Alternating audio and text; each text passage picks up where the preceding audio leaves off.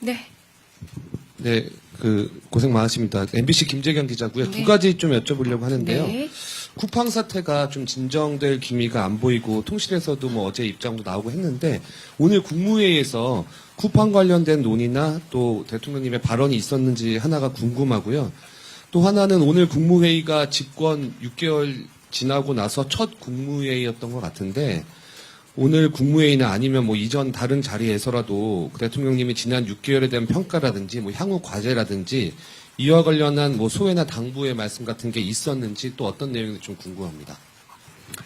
네, 첫 번째 말씀은 아까 제가 말씀드렸던 형법 체계의 사회적 비용이 너무 크다. 경제 제재를 통한 일테면 과태료 같은 처벌들을 현실화하는 이 부분을 이야기하시면서 예를 들어 일테면 쿠팡과 같은 그런 부분에 있어서도 과태료 조치 같은 부분에 있어 형법을 통한 것보다 어떤 과태료 조치 같은 부분에 있어서도 현실화할 필요가 있지 않겠느냐라고 좀 예시를 들어서 말씀을 하신 부분도 있었습니다.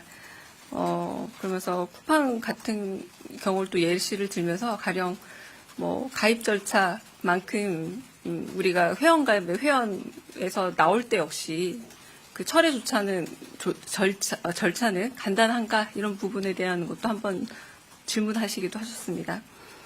그 두 번째는 마지막에 회의를 마치면서 벌써 재임 기간의 10분의 1이 지났다라고 얘기하면서 이제 6개월 소회를 아까 말씀하신 첫 부분에 말씀하셨던 이제 개혁까지 얘기하면서 그분을 짚어본과 동시에 벌써 10분의 1이나 지났기 때문에 빨리 한다라고 해도 가령 26년에 계획을 세우고 27년에 실현되는 부분이라고 생각하면 벌써 2년이 지난 것이 아니냐.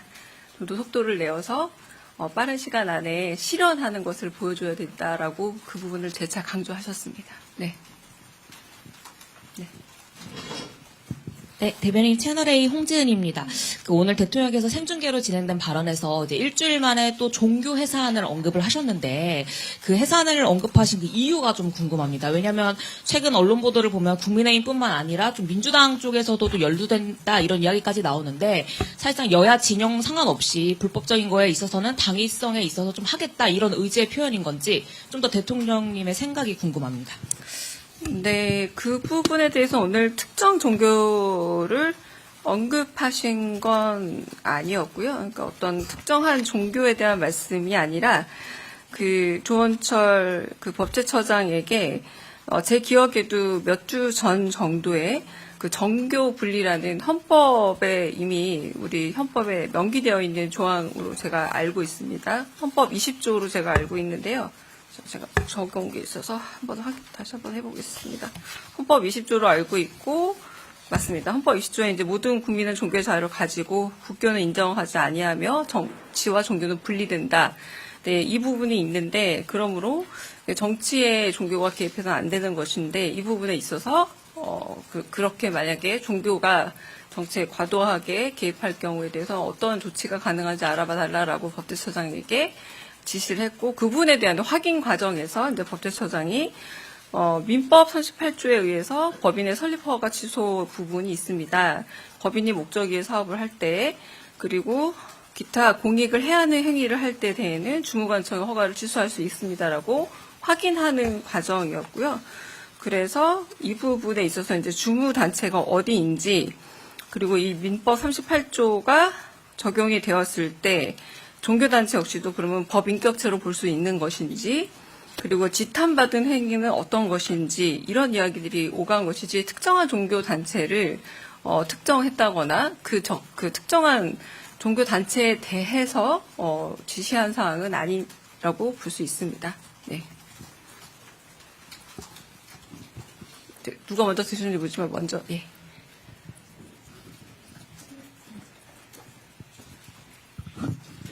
네, 안녕하세요. YTN 홍민기입니다. 대통령님께서 모두 발언에서 입법을 두고 견해를 달리하는 부분이 많이 있는 것 같다. 또 주권자의 뜻을 존중해서 합리적으로 처리될 수 있다고 생각하신다고 말씀하셨는데 이 말씀의 배경은 무엇인지 혹시 지금 여당 내에서 논의되고 있는 내란 특별재판법 관련인지 궁금합니다.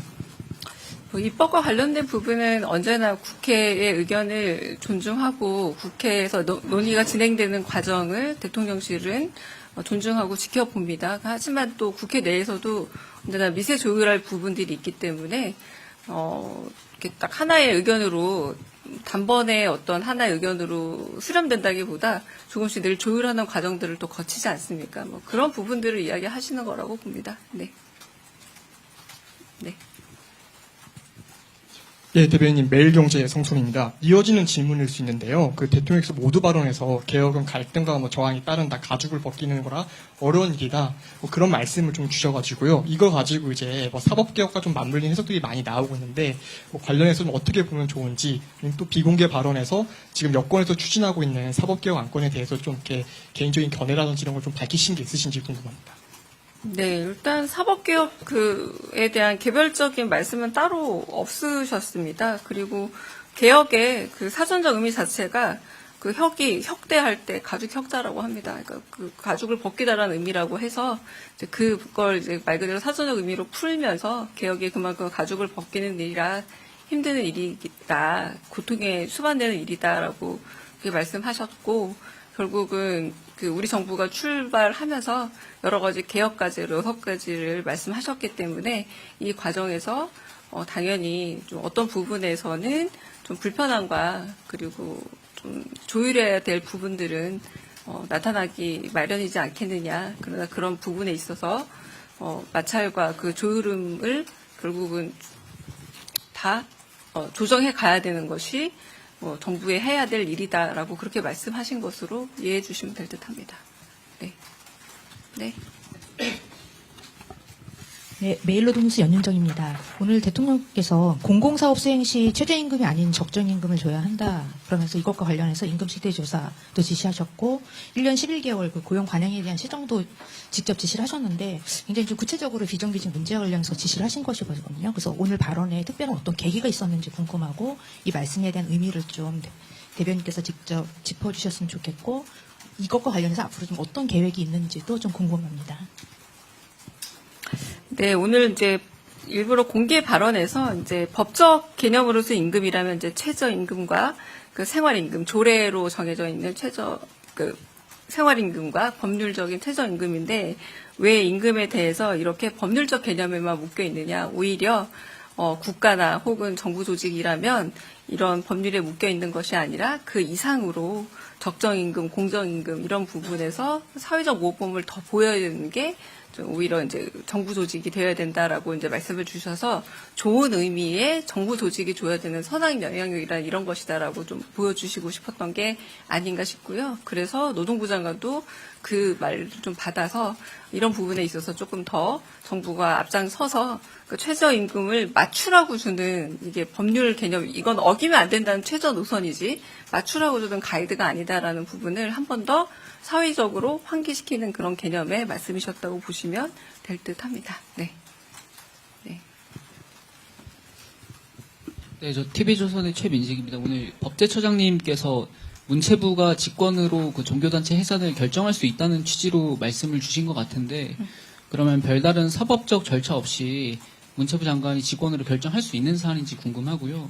그리고 두 번째로 오늘 그 박주민 후보께서 대통령으로부터 전화를 받았다고 말씀을 주셨는데 실제로 그게 사실인지 좀 궁금하고, 이 당무 개입 논란 이후에 대통령께서 혹시 참모들에게 아차 내가 좀 실수한 것 같다라는 식으로 좀 말씀을 주신 게 있는지 좀 궁금합니다.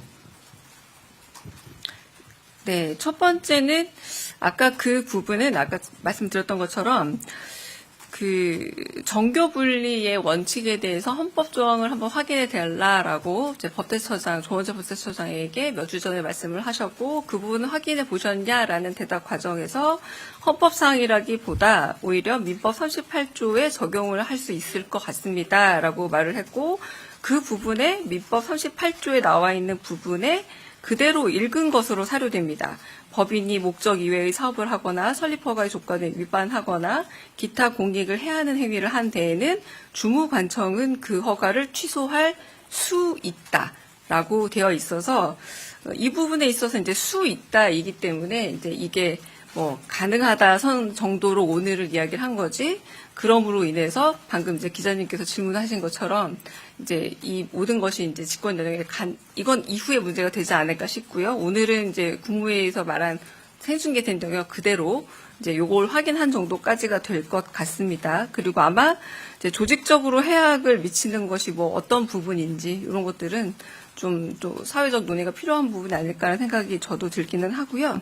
그리고 박주민 의원과 통화 사실은 제가 확인하기 어려운 부분이 아닐까라는 생각이 들어서 대답이 드리기 어렵고 세 번째도 연관된 질문으로 들리는데 제가 질문을 다시 좀 들어도 될까요? 네. 네. 관련해서 어떤 거 관련해서? SNS에 정원을 붙인 아, 네. 어제 SNS 관련해서요. 어제 SNS는 이재명 대통령께서 언제나 가장 행복했던 시절을 지자체장으로서, 시장으로서 사랑받던 시절이라는 얘기를 뭐 횟수를 셀 수 없을 만큼 자주 하시곤 했습니다. 그래서 그냥 개인적인 소회를 밝힌 내용이라고 보시면 될 듯 합니다. 네. 다른 질문도 있으실까요? 네. 예, 대변인님, 저 한국일보 이성택입니다. 네. 아까 형법 체계 사회적 비용 너무 크다. 경제제 통한 그 부분 관련해서요.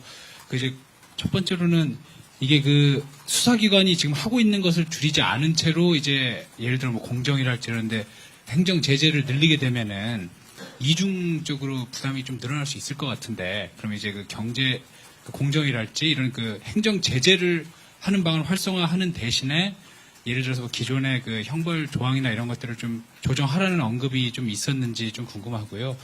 쿠팡 관련해서 이제 조사권 이외에도 좀 뭐 과징금이나 과태료 이런 부분에 대해서 조금 더 자세하게 말씀하시는 게 있으셨는지 궁금합니다.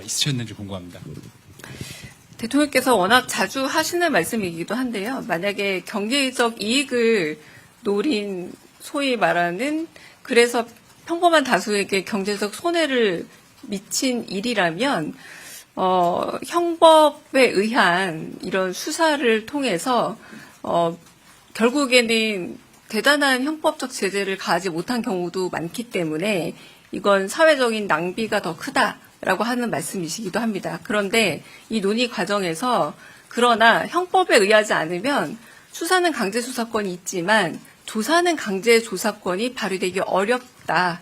굉장히 자의적인 조사권인 경우가 많다.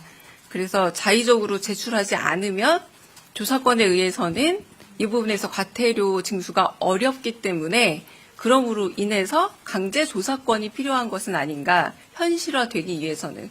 그래서 자꾸 수사가 결론적으로는 이 경제적인 이익을 노린 일종의 범죄에 의해서 큰 경고 조치가 없음에도 불구하고 계속 형법을 의지하게 되는 이유 중 하나는 과태료를 물릴 수 있는 조사 권한이 그다지 강제성이 없는 것과 연관되므로 이 얘기를 들으신 대통령이 그렇다면 조사에 있어서 강제성을 부여해서 그 부분에서 과태료를 현실화하는 게 도움이 될 것 같다라고 하시면서 금융위원장에 그러면 이 강제조사권은 가능하겠느냐 이런 질문들을 오가게 됐습니다. 네. 네? 네네네네. 네.